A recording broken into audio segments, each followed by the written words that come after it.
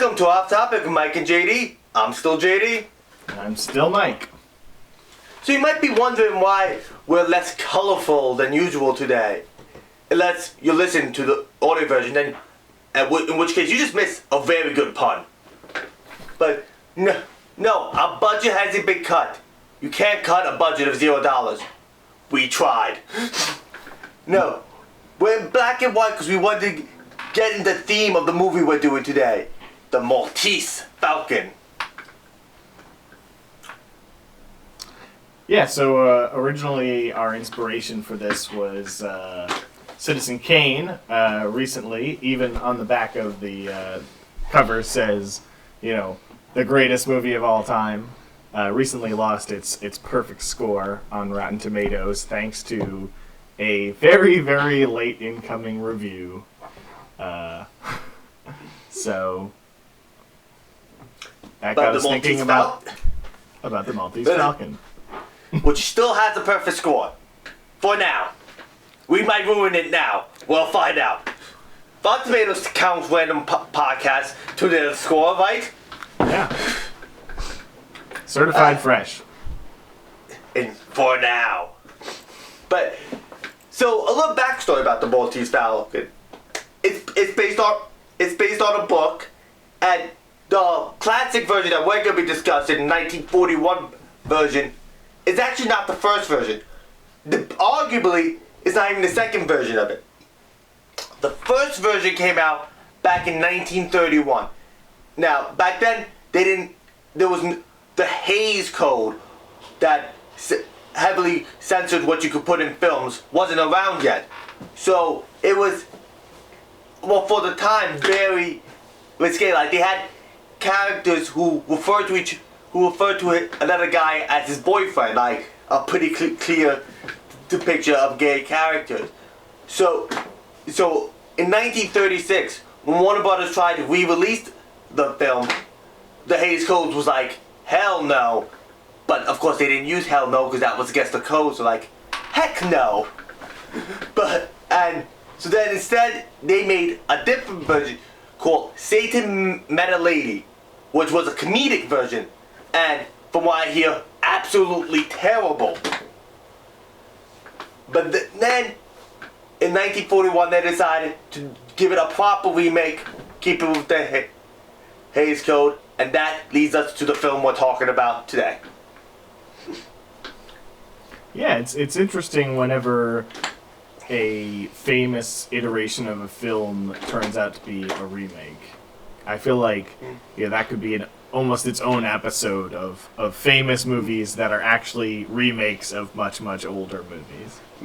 Well, yeah, in the same vein, not to go too off topic, title drop, but it's funny because you know how, especially in the 90s, it was a big thing when a popular movie came out to do a cheap knockoff version of it.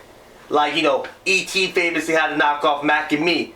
But ironically, Babe, a classic film, actually came out after Corny, another film about a talking pig that was not a classic.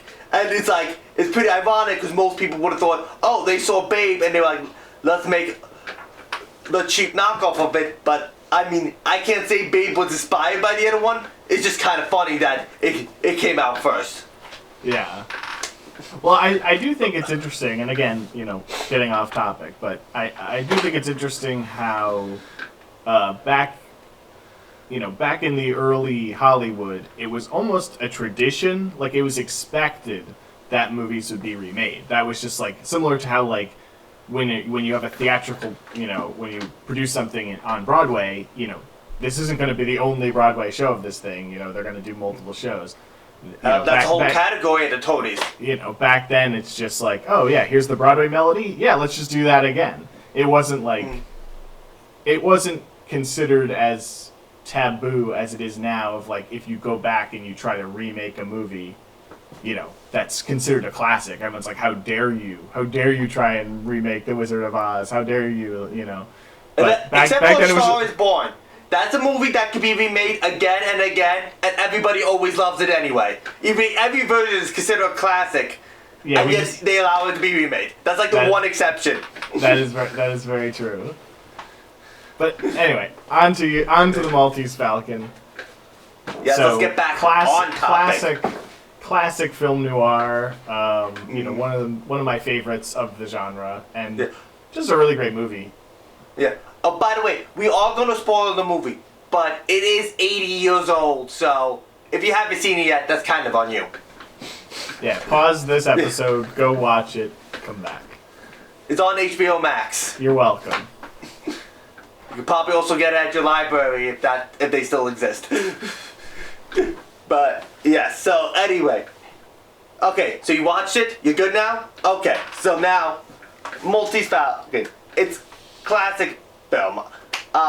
Starring Humphrey Bogart, who I've only ever seen him outside this film in Casablanca, but Casablanca is one of my favorite movies of all time, in a large part due to Humphrey Bogart. So he's one, like, this is only the second time I see him, and he's one of my favorite actors anyway, though, because you've never seen the original Sabrina?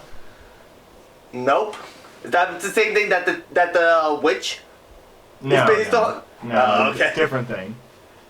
But nah. Like I said, I haven't seen him anything other than Casablanca. Roman Holiday. There's some good ones. You got. Oh, I know he's in a ton of amazing movies. I just haven't gotten around to watching them. Hell, part of the reason why I said let's do this is, now I have no choice but to watch this movie. So, but yeah, so I mean, well, Alexa, he really makes the movie on the large part. I mean, the script is good, but like his performance is just so great, and he kind of sets a lot of the tone of what would come to be the stereotypical tropes of the genre.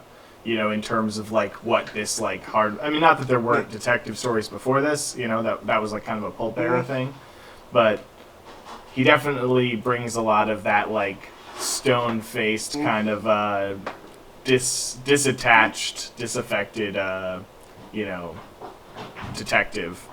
Yeah. In Sam Spade. Yeah, which going off that actually, see, one of the problems I had enjoyed with this, I enjoyed the film, but one problem I had, it seemed so cliche and unoriginal to me. But like I had to remind myself, it's only like it was original at the time. The only reason why it seems so unoriginal now is because so many people have copied this movie. Yeah. Like I even saw an episode of the cop show Castle, where I'm like, I knew it was a noir-inspired episode, but until seeing this movie, I'm like, oh no, it's heavily based on the Maltese Falcon. Like, so that's a problem with watching old movies now. They seem cliche because people copied their ideas.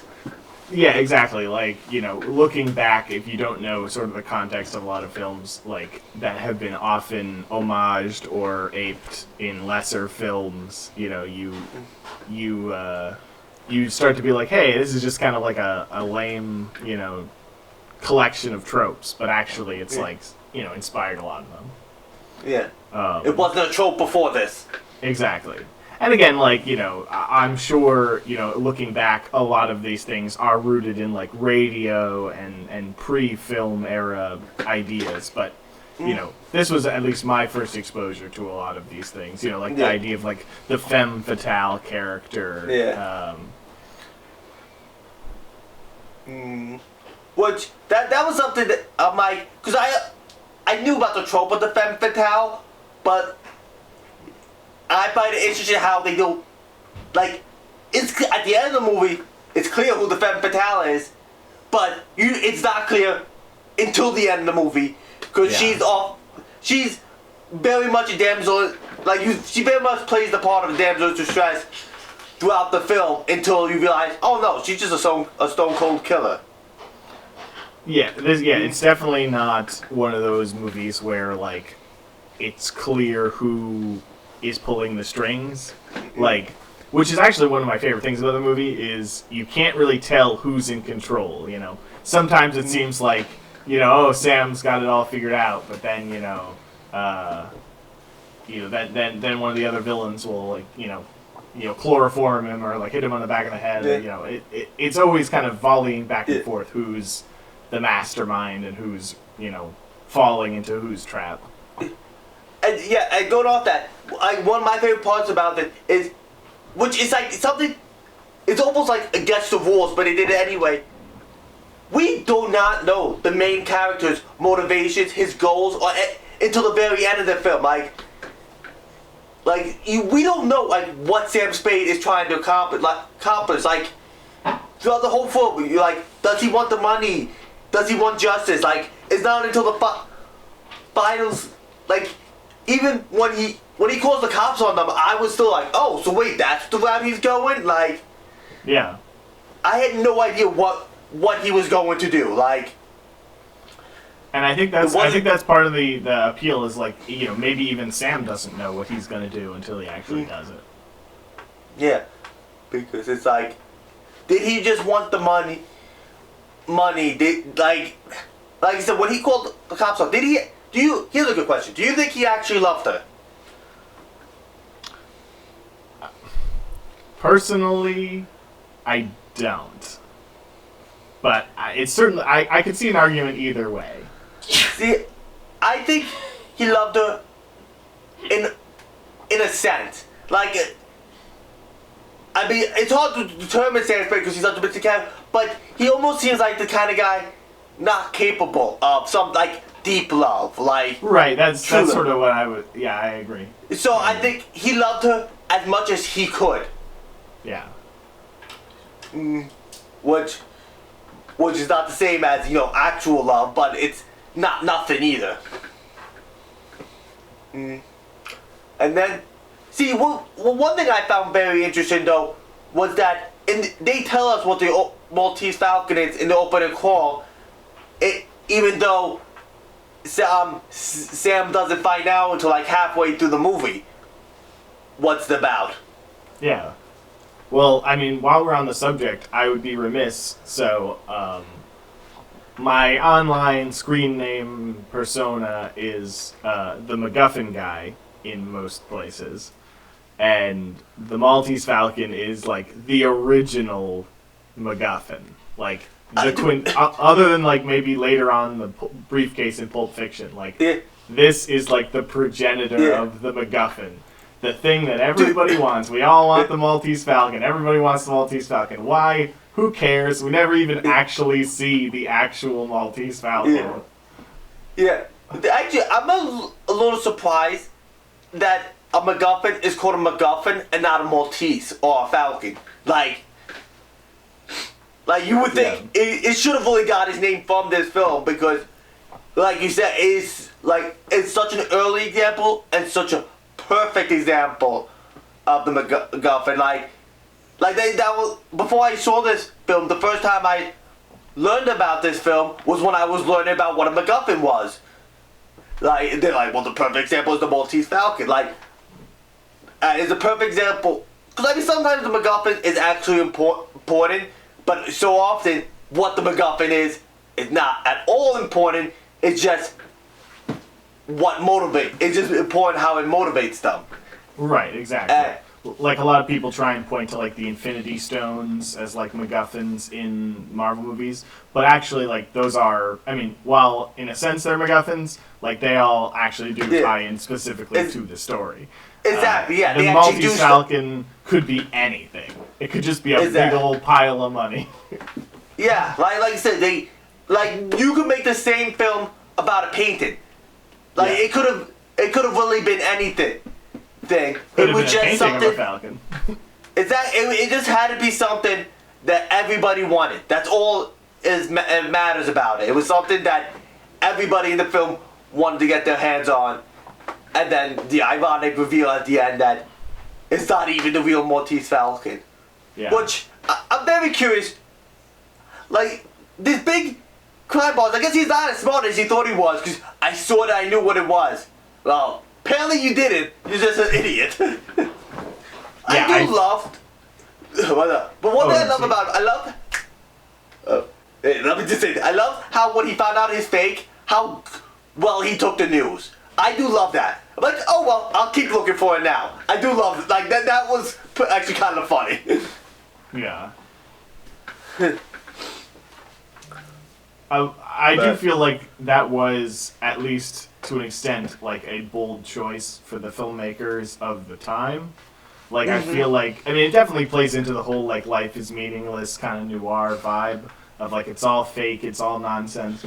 But I do feel like if this film was made today, you know, it would be fake and everything would play out the way it was, but then there'd be, like, either a post-credit scene or, like, close to the end, right before we cut to the black, like, Sam would, like, break open the floorboards in his apartment and, like, pull out the real Maltese Falcon, and then it would, like, cut to credits. Like, I feel like that's, like, you know, modern audiences, I think, would be upset with the lack of, like, satisfaction of, like, oh, we never get to see the Maltese Falcon. Yeah. So I definitely appreciate that, like, oh, no, that was a fake, and there is no real, or, like, the real one could be, you know, completely on the other side of the world. It could be dead, it could be destroyed, whatever. Yeah. Well, I feel like what a lot of filmmakers would do nowadays, they would have it be in, like, an obvious place, like show where it is in this obvious place kind of thing, but nobody actually finds. Like, they'll reveal it to the audience where it is, but they wouldn't let they still wouldn't let the characters have it. But it's true, like...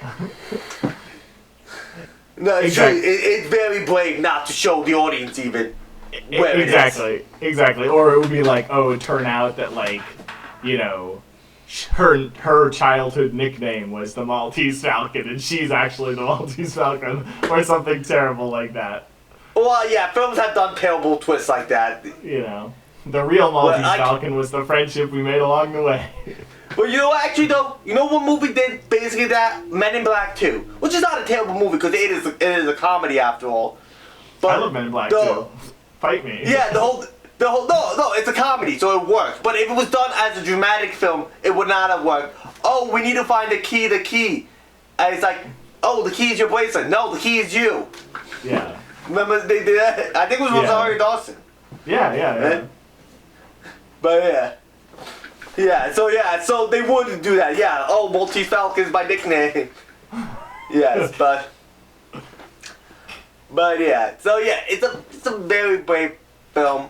The one thing I did, I kept having to pause the film, look up an inflation calculator. Okay, how much was $2,000 worth back then? Because I'm like, okay, how much money is talking here? Yeah, exactly. It is tough to, like, think when you watch old movies when they're like, I'll offer you $5,000. I'm like, and they're like aghast or whatever. You're like, was that like $1 million or was that like $1 billion? And I think it was like, you know, like, I think like $5,000 back then is like $100,000 there. I'm like, okay, so a good amount, but not like, oh, I'm gonna be the richest man on earth amount. Yeah, not like I'm set for life, but like, oh wow, that's a good amount of money. Yeah, exactly. So I like that. And one character who I felt like in the remake could be made to be the best character in the film is his secretary. Yes. I feel like you could do some good stunt casting with that character. And I feel like, because like, they do play her off as, oh, she's pretty smart, and she's pretty useful, and I feel like if you were doing a remake, you could expand on her usefulness, expand on her intelligence. I feel like she definitely could have been a much bigger character in a different movie kind of thing. Oh, totally. Who would you cast as the lead if you were doing a remake today? I mean, it's just so hard to like think of who could do Humphrey Bogart better than Humphrey Bogart. Like, well, I mean, I'm not saying necessarily better. I mean, it could be a totally different interpretation of the character. I'm trying to think who can do that hard-boiled. Maybe. Well, he's a little bit old. He's a little bit too old for the part now. But I can see Tommy Lee Jones doing that. Just the completely indifferentness. Yeah, I can see that. Like I said, he's a little bit old for the part now, but I can definitely see him doing that. Just being the tough and not showing much emotion. Who would you cast? That's tough. I might be a little stereotypical, but I could see. Oh,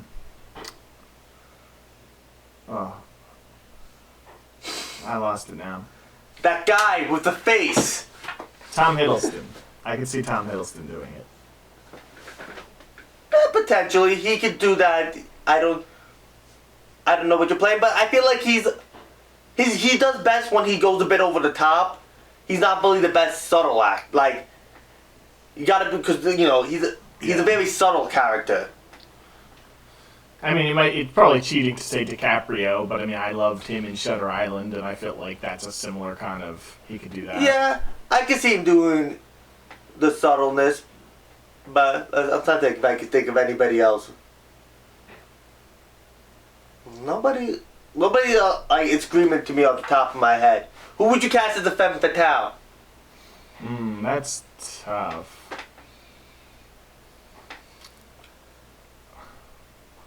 After seeing Mank, I could see Amanda Seyfried playing that role.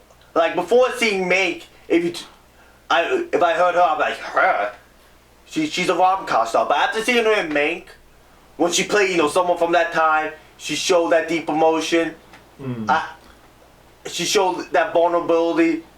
She really showed the vulnerability that you would need to play this part. Yeah. And so I could, like I said, after seeing her in Mank, I could definitely see her in this part. I'm trying to think who else I could see. I could definitely see a Margot Robbie, or it might be a bit too much range, but I could see like a Gal Gadot. No, she does not. She doesn't have the range, and also Gal Gadot can't do any accents other than her own. Well, I mean, that's fine. I mean, It wouldn't fit giving her the Israeli accent. That was a joke about Wonder Woman, though, is that they had to give all the other Amazons the same accent as her because they couldn't do it. Like, she's a good actress, but she just can't do accents. We'll see. It'll be telling when Death on the Nile comes out if she's kind of expanded her range. But actually, the other problem with Gadot, it's too hard to believe her vulnerable. Like, she's too tough. See, I feel like she could do vulnerable. I feel like she could kind of walk that line. I don't know. I haven't seen her in enough, but I feel like she could be a dark horse. I feel like you need someone smaller, like someone less assuming, like someone who you picture as a damsel in distress, so that it's more the shock when you find out, oh, she's not really a damsel in distress.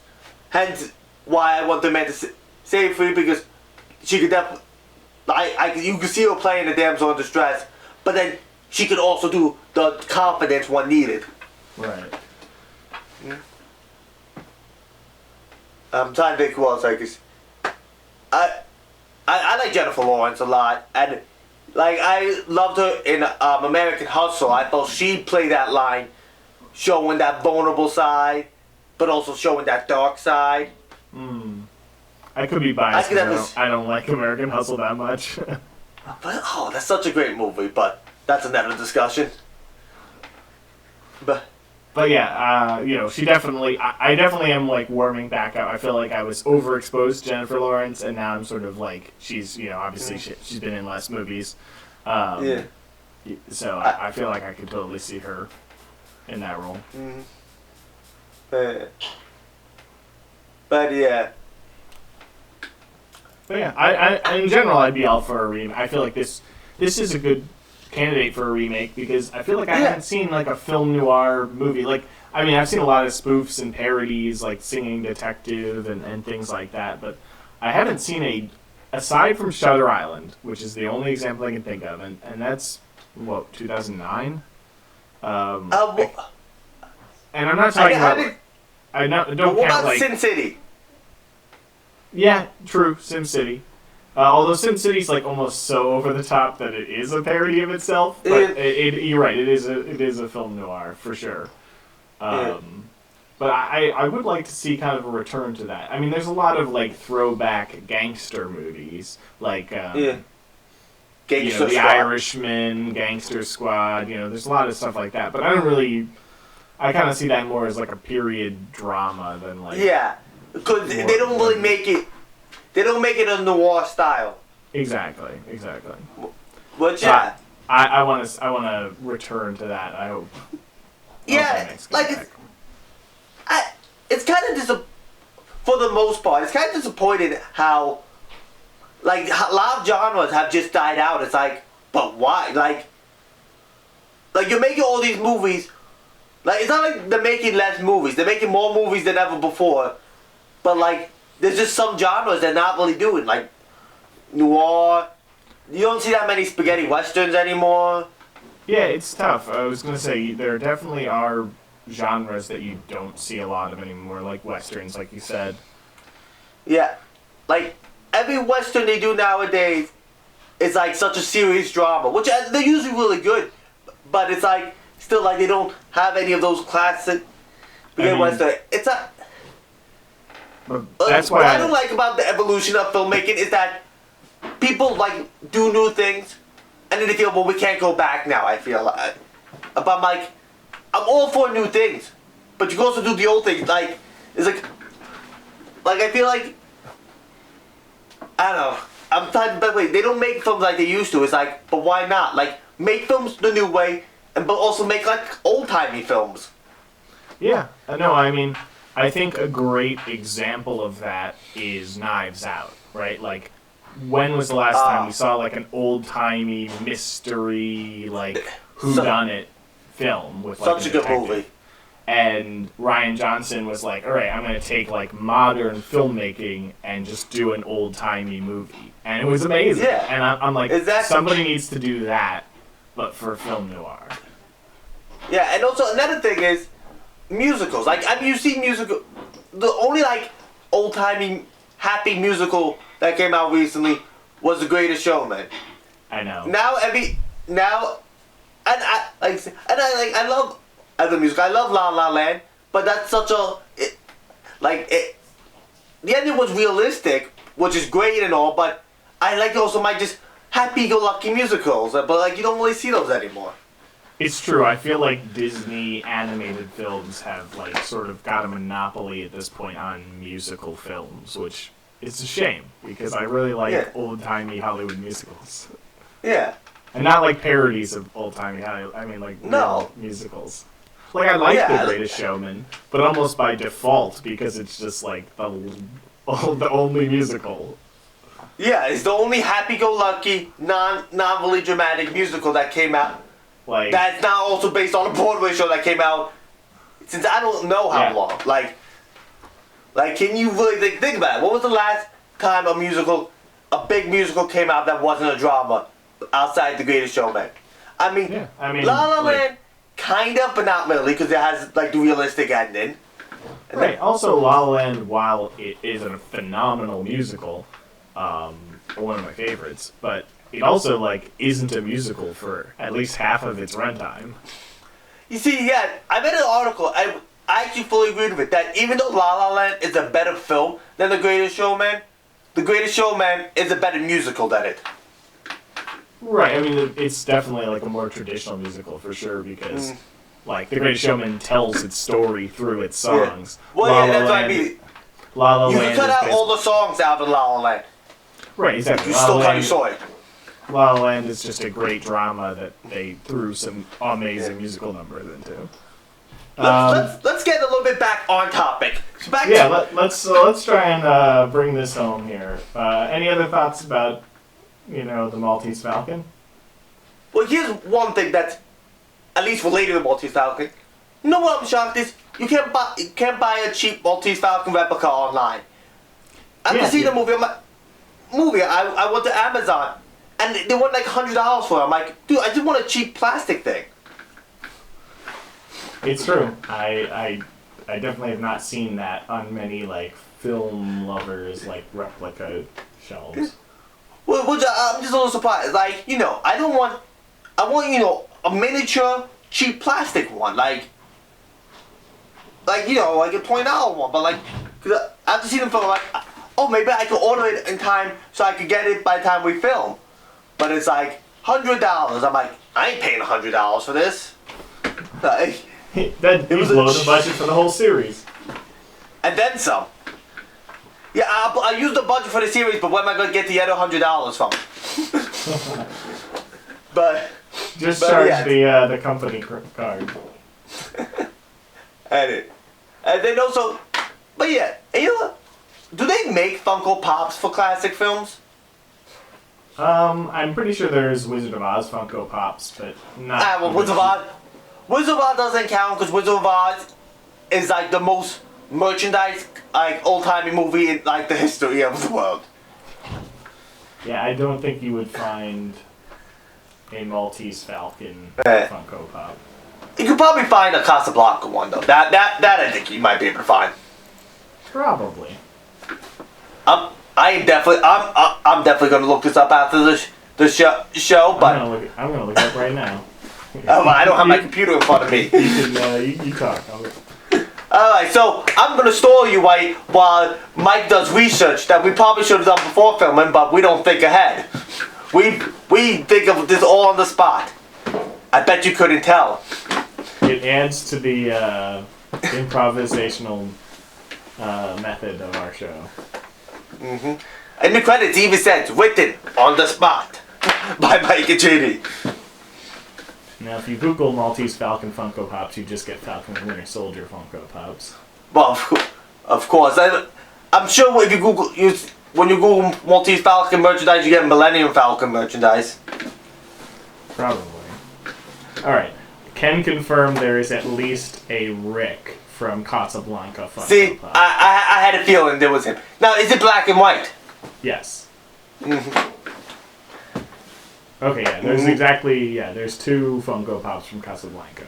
Yeah, see, I thought they would have that, but not the Maltese Falcon, because Noir just doesn't get love nowadays. And I don't get why. I love it. Yeah. And then everything, like the closest thing you get neo-noir, which I don't even know what that really means, to be honest. Like have you heard of neo-noir? Yeah, I feel like when you're talking neo-noir, you're talking about like more just like gritty dramas or like dark take. I mean, to me, neo-noir just means you have the emotional outlook on the world that noir like inspired, but with none of the period piece aspect of it. Because I feel like there's like two aspects to film noir. There's like, oh, we're like all wearing fedoras and we're talking about femme fatales and we're like, you know, in the 30s and 40s and 50s. And then there's the aspect of like, oh, like humanity and money and like we're all just, you know, a bunch of germs and life is meaningless. There's like that dark outlook of film noir. And so I feel like a movie like Killer Joe Cooper or like something like that where it's like, all right, a dark take on humanity, but not necessarily, but like set in like the 90s or the 2000s. So what about like No Country for Old Men? Yeah, like that's a great example. See, I think I've heard that referred to as a neo-western also too, though. Yeah, I mean, it's interesting there. I do feel like there is some overlap between, like, you could almost say that some westerns, like, you know, Fistful of Dollars, Man with No Name. I mean, really, what is the Man with No Name except like a film noir hero? He's just like a faceless, you know, or a nameless man who has this like bleak outlook, and you know, has this like detached, emotionless view of the world. Yeah. So I definitely could see that. Well, another western that's basically a noir film, High Noon. Have you seen High Noon? I'm not familiar with that one, no. Oh, that's one of the best westerns of all time. And let's see, Mike, cover your ears because I want to give away the ending, but I don't want to spoil it for you. So, it has a similar dark ending when he's not celebrated. He saves the day, and everyone's like, "Get the fuck out of town." And it's the same idea, dark outlook on the world. Mike, you're good. All right, so now, but you gotta see High Noon. It's a classic western, and it had actually trouble production history because one of the writers was the McCarthyism. He was considered a commie. Oh, okay, yeah. Yeah, but definitely look that up. Alright, so I feel like we spend 90% of this episode talking about everything but the Maltese Falcon. But what do you expect when you watch a podcast called Off Topic? For us to stay on topic? Yeah, well, I was going to say, it's hard because I don't want to get, with review episodes, it's difficult. Like, I don't want to just regurgitate the entire plot to the audience. But at the same time, I don't know, is there any other aspects of the Maltese Falcon that you think are, Well, I want to know, did people in the 40s actually talk like that? I feel like the answer is like yes, but in a less like hammy way. The way that like how British people talk, but like in like British accents, but like when you or I do like a British accent, we're not actually talking like British people talk. It's like an over-exaggerated impression. I feel like at least early film, it was like that. That just like they're doing like the American 40s accent, but like turned up to 11. Yeah. Excuse me. But yeah, it's a great film. Like it's a classic. Okay, do you think it deserves its 100% more than Citizen Kane? I don't know. Well, actually, to be honest, I'm surprised Citizen Kane ever had 100%. Like, I think Citizen Kane is a better movie than the Maltese Falcon, but like just because of how controversial the film it was, how the hell did it not get negative reviews? No, like that's a good point. That's a good point. Like, because see, that's the thing. Well, that's the thing about percentages on Rotten Tomatoes. Like, they don't tell the whole story. Yeah, exactly. Like, Paddington 2 is actually technically the best reviewed film on Rotten Tomatoes. Now, I don't think anybody really feels it's the best film ever. It's just such a film that nobody. It's such a likable film that nobody hated it. That was the thing. Right, exactly. That's why it's silly that people use the tomato meter to like judge films' objective quality, because a movie that has 100,000 65% is going to be ranked better than a movie that has 99,999 100% and 120%. Exactly. So yeah, it's stupid. Like I said, I'm surprised Citizen Kane didn't get bad reviews at the time because it was such a controversial film. Yeah. And like it makes sense Paddington 2 has 100% because I haven't seen the movie before. I see, it's such like adorably sweet movie. How could you not enjoy it? But I don't see anybody saying, "Oh, that's my favorite film ever." And even Trevor Noah on the Daily Show was saying this. In 20 years, are we still going to be talking about Paddington 2? I mean, there's been whole classes on films like Citizen Kane. Like they taught a whole college course on it. In 20 years, are we even going to remember Paddington 2? Like, and that's the essential point that, like, Paddington 2 deserves this spot at the most liked film on Rotten Tomato because it's a film that nobody could hate, but that doesn't make it the best film. Right. Well, it's true. I mean, those are like two separate ideas, right? Like the idea of like a movie being important versus like a movie being enjoyable.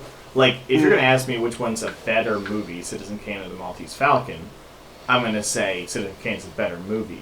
But if you're gonna ask me, hey Mike, you gotta sit down and watch, one of these 5 times in a row, definitely, hands down, no question, I'm watching the Maltese Falcon because I love the movie. It's a more enjoyable watch. Yeah. I like Citizen Kane, but I feel like Citizen Kane's more of an important film than like an enjoyable film. And I think kind of that you could make that argument with Paddington 2, and there are movies that are both. I would argue like Toy Story is an enjoyable film and an important film.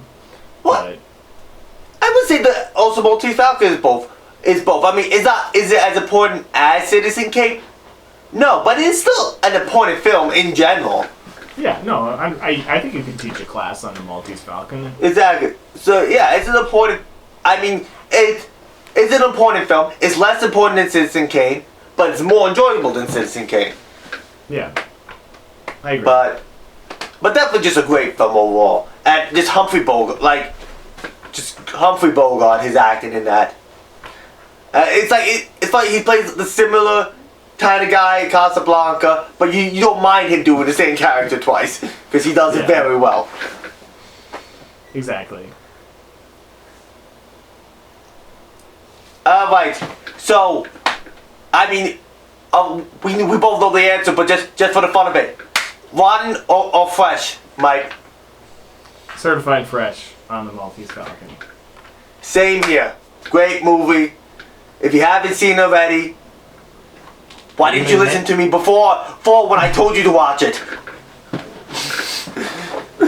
But classic, great film. Do you want to give it an actual number score? Yeah, I mean, I was gonna say I'd give it like an A-, so I guess that would translate to like a 9. I'll give it 9 Falcons. 9 Falcons out of 10. I think we talked enough. What about you, Mike? I think we talked enough too. You could probably edit this into something watchable. Just cut out all the parts that we weren't talking about the Maltese Falcon and see what's left. Then we'll only have like 3 minutes, Mike. Alright, so this has been Off Topic with Mike and JD, where we really lived up to the name today. I'm JD. And I'm Mike. Adios.